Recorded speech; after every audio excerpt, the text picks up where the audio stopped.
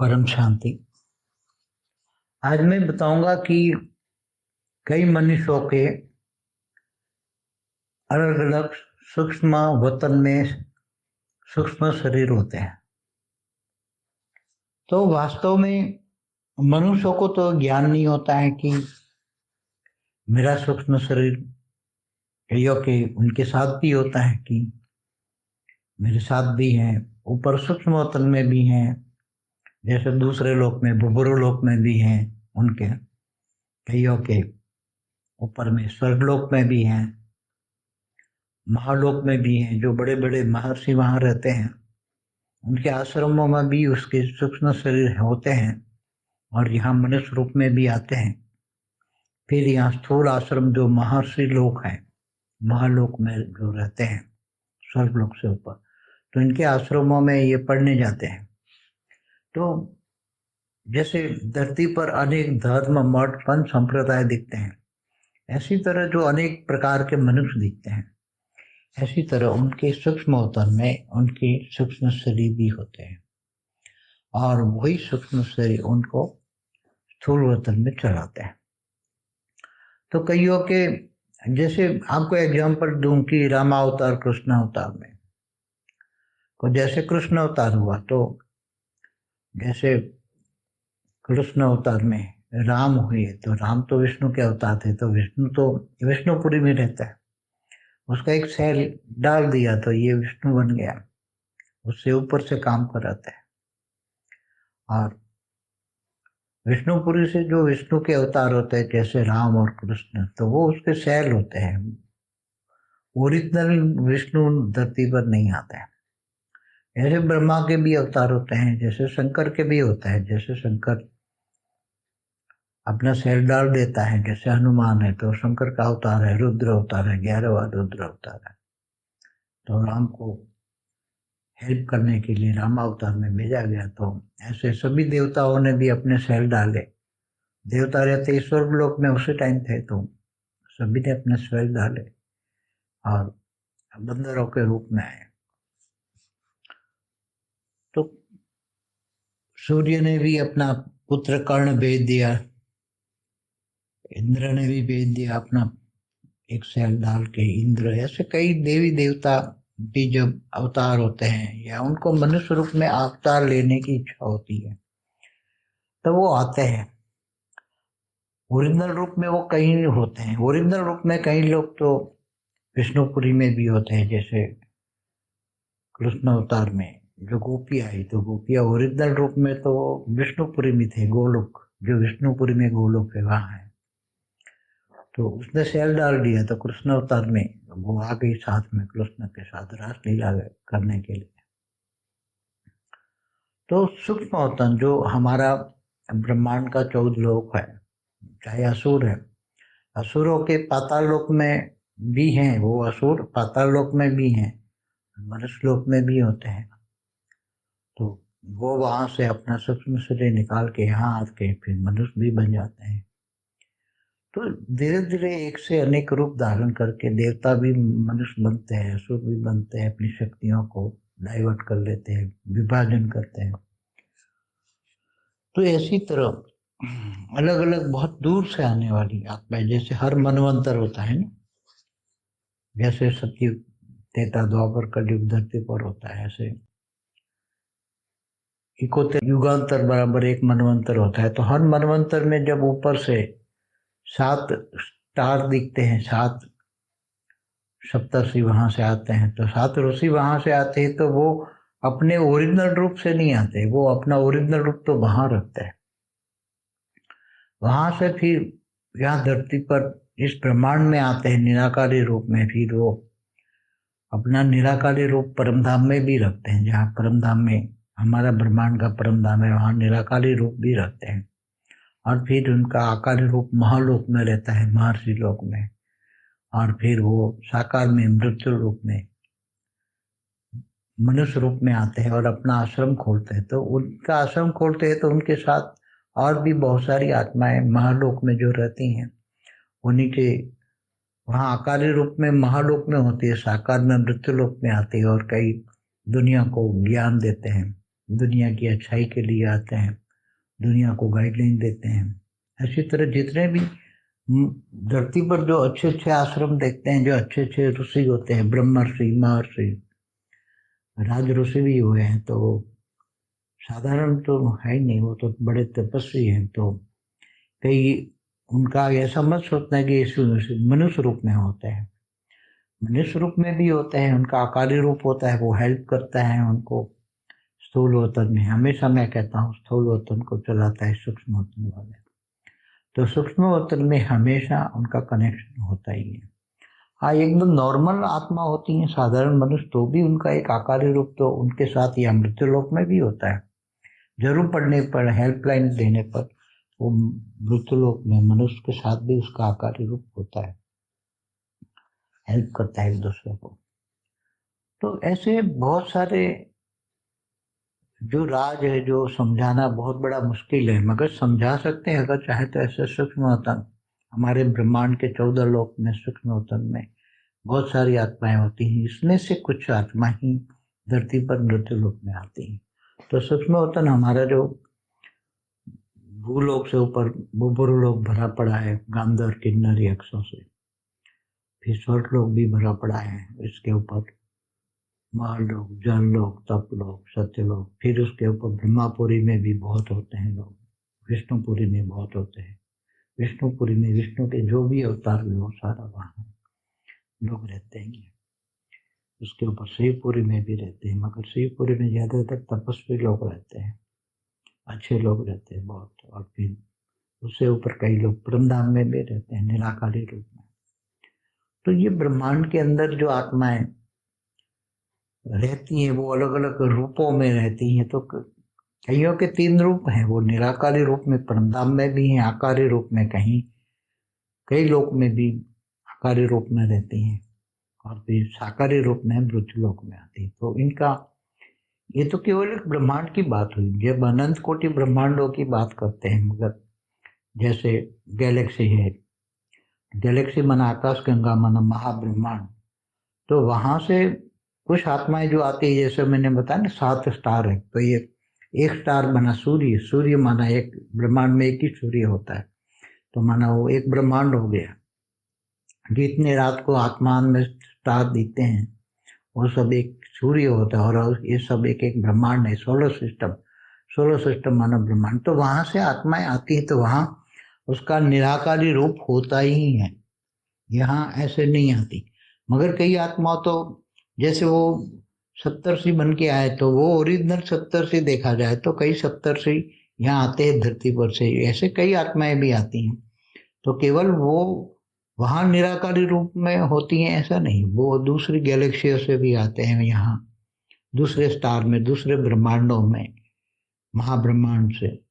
ऐसी तरह परम महाब्रह्मांड से भी महाब्रह्मांड में गैलेक्सियों में आती हैं, जैसे एंड्रोमेडा से। तो एंड्रोमेडा से बहुत सारी आत्माएं, 5-6 कला की आत्माएं बहुत आती है हमारे ब्रह्मांड में, हमारे गैलेक्सियों में। हमारी गैलेक्सी में बहुत आई है एंड्रोमेडा से गैलेक्सी। एंड्रोमेडा गैलेक्सी बहुत बड़ी है, उससे 5-6 कला की आत्माएं बहुत आती हैं घूमने फिरने। केवल हमारी गैलेक्सी आकाश गंगा में आती है ऐसे नहीं, दूसरे अलग अलग आकाश गंगाएं हैं। कितनी आकाश गंगा है, एक क्लस्टर ऑफ गैलेक्सी देखो तो उसमें कई लाख गैलेक्सियां हैं, उसमें सभी में घूमती रहती हैं। कई आत्माएं पावरफुल होती हैं, कई आत्माएं 15-16 कला की भी होती हैं, 20 कला की भी होती है, 25 कला की, जो ग्रेट यूनिवर्स से आती है, ग्रेट यूनिवर्स से आती हैं। तो ऐसी सूक्ष्मोतन में आत्माएं जो आज दिखती हैं स्थूल वतन में, मनुष्य को भी पता नहीं होता कि उसका सूक्ष्म शरीर वहां ऊपर में है, और उसका निराकारी रूप परमधाम में भी है। और वो आत्मा कहाँ से आई है, दूसरी गैलेक्सियों से आई है, मगर उसको कंट्रोल करने वाला दूसरी गैलेक्सियों में ओरिजिनल आत्मा उसके कंट्रोल करने वाले होते हैं। हमारा जैसे यूनिवर्स है, तो पैरेलल यूनिवर्स की साइंस वाले जो बात करते हैं पैरेलल यूनिवर्स, तो ओरिजिनल आत्मा कोई पैरेलल यूनिवर्स के कई एक यूनिवर्स में रहती हैं, और बाद में अपनी आत्माओं में से कहीं उसने पावर भेज के, कई पावर के ब्रेकअप करके उसने कई आत्माएं दूसरे यूनिवर्स से भी भेजी है, और वो आत्माएं फिर वहां से कंट्रोल होती हैं। और वहाँ से दूसरे यूनिवर्स में भेजती हैं, दूसरे यूनिवर्स से फिर गैलेक्सियों में भी उसका रूप निकाल के भेजते हैं, वह रूप का रूप निकाल के गैलेक्सियों से सोलर सिस्टम में फिर निराकारी परमधाम में भी होती हैं, उसका आकारी रूप होता है, साकार में भी रूप आ जाता है। तो वो सब अनुभव करने के लिए एक से अनेक रूप निकाल के कई आत्माएं ग्रेट यूनिवर्स में भी से आई हैं, ग्रेट गेट यूनिवर्स से भी आई हैं। यहाँ अनेक रूप निकाल के वो अपना अलग अलग उसकी योजनाएं होती हैं, वो अपना प्लान बनाती है, वो प्लान के हिसाब से वो काम करती हैं। और एक में से अनेक आत्माएं बनाती है, वो अपने एक रूप से अनेक आत्माएं बनाती हैं और अनेक अनेक लोकों में, अनेक अनेक गैलेक्सियों में, यूनिवर्स में, ग्रेट यूनिवर्स में भेजती हैं और वहाँ का अनुभव लेती है माना वहाँ का ओरिजिनल आत्मा सभी को एक साथ में, लाखों आत्माएं अगर उसने भेजी अलग अलग जगह पे, तो लाखों, कई जगह तो करोड़ों आत्माएं वो बनाकर भेजते हैं अलग अलग यूनिवर्स में, और उसमें से वो सभी का ये एक्सप्लोर करते हैं वहाँ, मतलब बैठ के वहाँ वो उसका आनंद लेते हैं। वहाँ से हर कोई आत्मा का आनंद वो ले सकते हैं। तो ये बहुत गहरी बातें हैं कि ये जो सूक्ष्मतम दिखता है तो खाली नहीं है, जो हमारा सूक्ष्मतम जैसे दिखता है, दो स्टार दिखते हैं तो दो स्टार माना दो ब्रह्मांड हुए, तो उसके बीच में भी गैप होता है, तो उसके बीच में भी गैप होता है। तो सूक्ष्मतम की आत्माएं अपना छोटा सा गोला बना के रहती हैं, हर लोक में भी रहती हैं। हमारे पितृलोक भी पहले घर में भी रहते हैं ना, जैसे भूत प्रेत रहते हैं ना, भूत प्रेत हल्की क्वालिटी की आत्माएं होती हैं जो मर जाती है, तो अपने अंतमतेशो गति के कारण वो आत्माएं भूत प्रेत बनकर रहती हैं और अपनी वासनाएं पूरी करने के लिए दूसरों में प्रवेश करती, लोगों को परेशान करती हैं। मगर ये आत्माएं बहुत अच्छी होती हैं, वो बहुत अच्छी हेल्पफुल होती हैं, ऐसी बहुत कम होती हैं आत्माएं, मगर अच्छी आत्माएं होती हैं धरती पर। और कहीं बेहद की भी आत्माएं, उनके भी आकारी रूप है, उस पर पहले एक वीडियो बना चुका हूँ, बेहद की आत्माओं के 9 लाख के 16,000 के ऐसे अलग अलग रूप कैसे कहाँ है, वो पुरानी वीडियो है मेरी। तो ऐसे धीरे धीरे आपको ज्ञान की गहराई में जाओ, बेहद का परम ज्ञान समझोगे, जो हमारे एक दूसरे चैनल है परम शांति मोटिवेशन एंड मेडिटेशन, उसमें 10 दिन का डेली 1-1 घंटे का ज्ञान है, आप सुनिए और 10 दिन में पूरा कोर्स किए, बेहद का परम ज्ञान का कोर्स किए, तो बेहद का विश्व का आदि मध्यंत का ज्ञान समझ में आ जाएगा। और जब बेहद का आदि मध्यंत का ज्ञान समझ में आ जाएगा तो आपको ये सब बातें समझ में आ जाएगी कि अलग अलग क्वालिटी की आत्माएं धरती पर कितने प्रकार की क्वालिटी की मनुष्य आत्माएं हैं, बहुत प्रकार की, केवल एक प्रकार की नहीं, बहुत प्रकार की आत्माएं हैं।